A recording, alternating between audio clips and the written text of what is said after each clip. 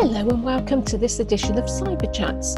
Joining us for today's chat is Oliver Rochford, the former research director at Gartner, who is currently at Room Security, and Carlos Valderrama, SOC director at Proficio EMEA. On this episode, our guests are going to be discussing the changes and challenges that 2020 has brought to the cybersecurity industry, the things that are critical to making next generation SOC successful, and the buzz around SOAR and how it will affect the cybersecurity industry. Let's chat. The year 2020 has brought lots of changes and challenges. Given the effect it's had on the cybersecurity industry, what do you think will be the SOC of the future?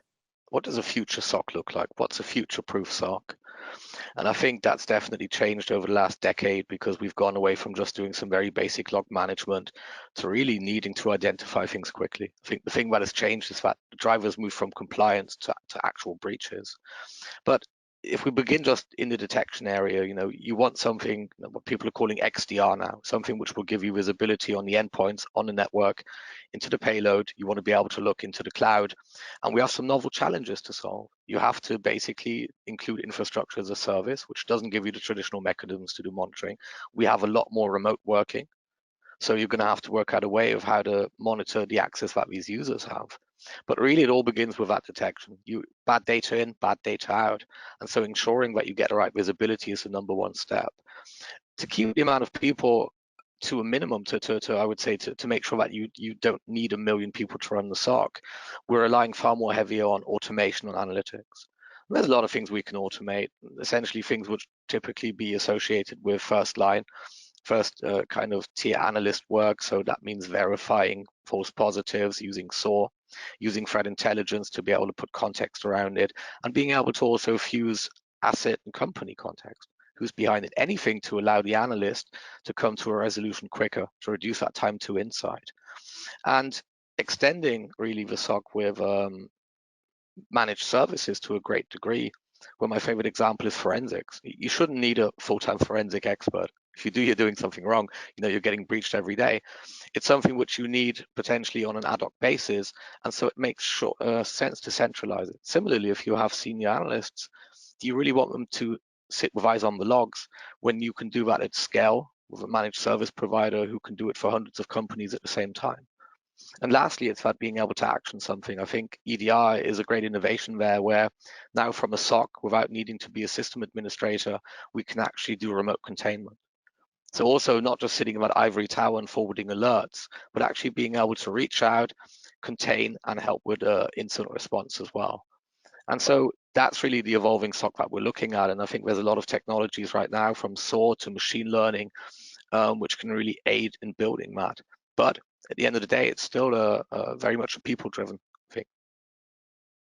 Yeah, and I think it's something that we find these days is probably this tendency to classify, to label everything we have in security industry.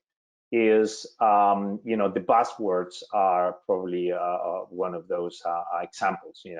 Is when we have an issue, and then at some point we have a lot of traffic coming from the endpoint, and then we start to look at that. Hey, endpoint is a really crucial element here. Because we have loads of client-side attacks. And then we got the EDR concept, which is, I agree, is a great innovation, in this industry. But we see a lot of vendors just pushing for the buzzword, for the concept, instead of looking for real solutions. So when you're managing a SOC, you're always navigating between those different buzzwords. Is like artificial intelligence. It's like, do we really need artificial intelligence within our SOC? Then you need to find that situation, that momentum, for your organization to deploy that technology, to work on that, because you really need it. It's not like, hey, this is based on the hype, I'm gonna get the ultimate artificial intelligence tool. And that is what you can see in the marketplace. You know, it's a lot of buzzwords. It's a lot of concepts, new concepts that are just more like selling point, more like a marketing campaign instead of real solutions. Yeah, I mean, in a very real sense, we have a lot of very much, I would say, specialized solutions. And until you actually architect a very well thought out and very well designed SOC stack, they are just that. They can solve small problems, but they're not a comprehensive toolbox until you build the processes around it and you integrate them all very well. And I think, to be honest, for a lot of organizations, based on my past kind of experiences, is that they're never going to really build a full-fledged SOC. There are a number of different reasons for that. On the one hand, 24/7 operation takes you 12 to 14 people. That's just to have 2 warm bodies on a seat, no PTO, no staff turnover.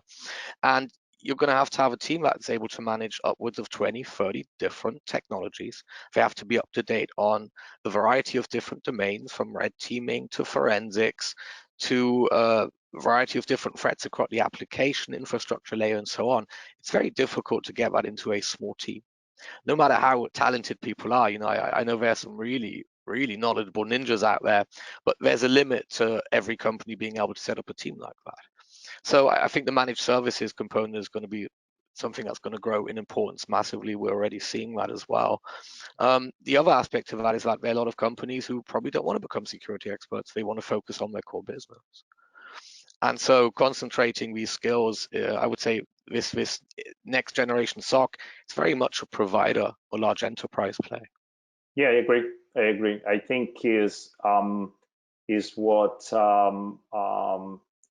really makes a difference. You know, is you know, focus on your business, focus on what you're really good at, and then just rely on a specialist for especially for security operations. You know.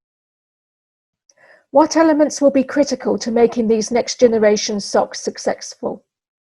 Yeah, I think is you need to find a really good balance between the different elements. You need to know your business, and you need to know what you want to protect from. And based on that, you know, what you can combine, you know, should respond to those needs. Intelligence is one of those elements, but incident response, automation, and also the technology stack that you need to have in place. All those elements that you want to consider, they need to talk to each other. That's the most important thing within the SOC, but not only from the technology perspective, but also from the process and knowledge perspective. So the elements you have within your SOC need to be considered as a global thing, and they, as I said before, they need to talk to each other. Yeah, you know, I think there's this really complex conversation to be had around, on the one hand, what is a SOC? I always like to point out the fact that there's a C in there. You know, a lot of companies I've spoken to in the past, they have essentially a security team. They call it a SOC. A SOC is it's a function, it's a business unit. It's focused on security. And I would say there are some static components which we will see going forward, which we've had all along. We have a detection component. We have this section where we're going to be aggregating, normalizing all of the data. We want to analyze, report on it. We want to action it. The components that we're building these SOC stacks out of now, they've changed, and they're going to change ongoing, because if we kind of look at it, we have this strange situation where we're still managing legacy technologies. We have things which are current, and we already have emerging technologies. We also have this long tail of stuff, and so you have to cover a lot of different things, and detection is a very good example where it's not sufficient just to do some network analysis anymore. You have to get on the endpoint, you have to start looking in the cloud. You have these hugely complex attack chains where looking at one attack vector by and of itself is not sufficient. If we look at the aggregation and the normalization, I think that's a really interesting topic. It's something I'm working on at the moment, but there's this huge variety of different stacks, different types of databases, time series, relational, and so on. And so people are starting to build very complex architectures just to be able to get all of this data together and really get some analytics out of it. But we're far away from standards. I think that's the interesting thing. It's still quite Wild West. So there's a lot of variety. It's almost like a Cambrian explosion we're experiencing right now. And that's where the the technology starts helping on, creating a new paradigm. We can start innovating, in different ways, and trying to get the best of the human potential is still a thing, we're working on, especially in the security arena, is the different specializations we have in this industry, pen testing, computer forensics, how we can put all those specializations together and work as a real team. That's a really, really big challenge, and this is what we struggle on in a daily basis, because we want to get the best of our specialists. We want to get, the best results on the investigations we work on for our clients, and that's a massive challenge, so it's more like having the right technologies to work with us, and to get the best of your team and those tools in order to produce something that adds value. And there's a point where we're going to have to learn to trust the black box. I mean, my favorite example is ransomware. You can't beat ransomware with a manual process. You have seconds to minutes. Yeah. At that point, you need machine speed to beat machine speed. And so what we have to build up is more trust in what we're doing in terms of automation, and that's going to require better analytics, which ultimately is going to require machine learning. There's a lot of buzz around the term SOAR and how it will affect the cybersecurity industry. Where did this idea come from and how is it used today?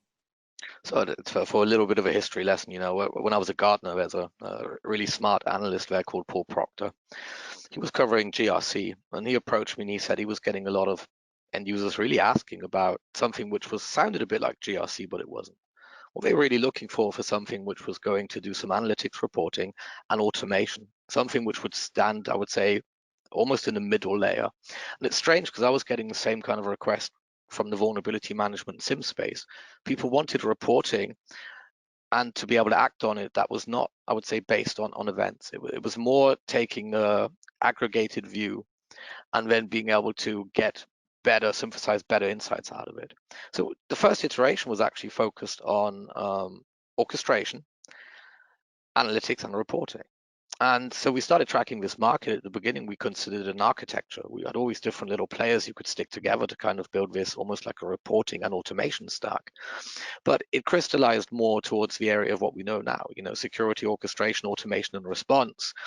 And for me, as someone who kind of started kicking off the definition of that market, what really disappointed me was that it hasn't really gone the path I expected it to go. I was expecting a more application of machine learning to be able to almost build some of these playbooks on the fly. What it's really turned into is a no-code scripting platform, which is nice, don't get me wrong, it's okay, but it doesn't solve many of the inherent problems that we had before with correlation rules, and in fact, it replicates some of the issues with signatures and correlation rules. So I believe that this lack of focus on the analytics, on the machine learning, to help streamline the automation has been a missed opportunity, and it's something which I'm hoping is going to come into the market itself. Is it a buzzword? Yeah, it is. Because is it a standalone market? It's a capability. You would have expected to have seen this in a SIM to begin with, and some of the vendors in that space are doing exactly that. They're starting to integrate some of the automation capabilities into the fabric for a variety of use cases, primarily because that's what most of these playbooks have done. very few of them really go and automate a response. It's rather about seeing an indicator of compromise and sending it to 2 or 3 different sandboxes to try to aggregate the result. Yeah, I think is a concept that is being taken to areas we probably already had, in the past, like automation is we've been using scripts for automating tasks for years and years and years, in different systems, different boxes, Linux, Windows, any operating systems. We have scripts, to automate tasks, so now any task that can be automated can be considered SOAR, so that's so wrong, is I think the most important element is orchestration, and it's not easy to orchestrate your different elements, and to not only considering technology, the different tools you have, they need to talk to each other, and but they need to talk and help your team as well, so all the inputs and outputs they're able to produce and to work on are crucial, to have those playbooks in place, and but you need to have the human element there, investigating and finding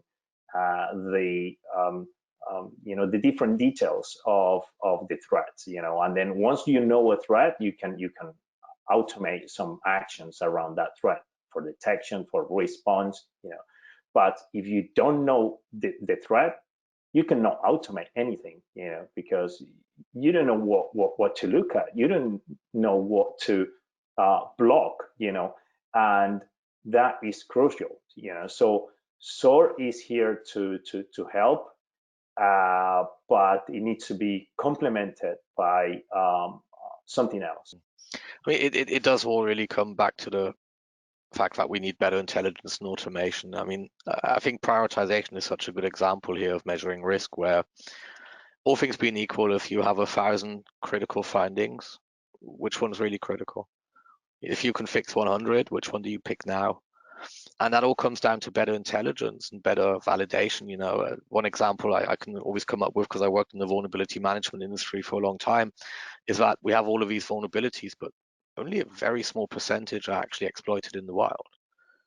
And of course, naturally, you should focus on those, not the 20% or 40% which are critical, but the 3 or 4% with exploits available. But for that, you need to have the intelligence. You need to know that.